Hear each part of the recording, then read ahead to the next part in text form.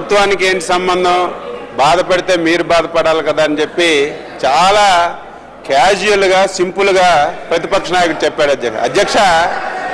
అధ్యక్ష ఆంధ్రప్రదేశ్లో ఉన్నటువంటి 5 కోట్ల మంది అధ్యక్ష శాసనసభ అంటే అసహించుకునే పరిస్థితి వచ్చింది. అధ్యక్ష శాసనసభ్యులంటే ఈ రకంగా ఉంటారా?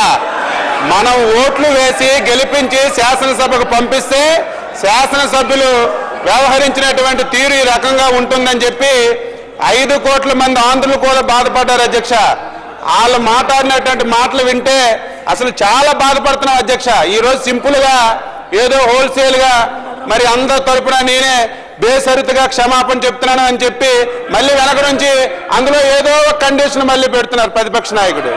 ఇది మంచి విధానం కాదు. అధ్యక్ష ఈరోజు మీరు కూడా మేము 9 మంది సభ్యుల మీద నోటీస్ ఇచ్చాం.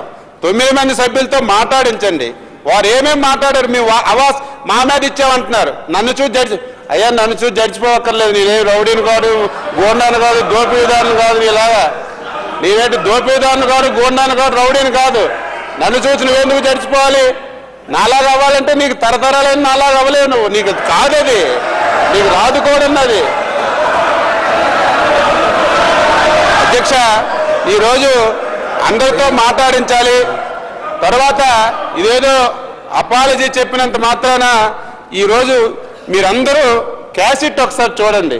దయవుంచి ఎవరెవరు ఈరోజు మన ఆత్మ పరిశీలన చేసుకోవాలి. ఏ రోజు శాసనసభలో మేము కూడా పోరాటం చేశాం 10-15 సంవత్సరాలు. మరి చాలా అగ్రెసివ్గా కూడా వెళ్ళాం.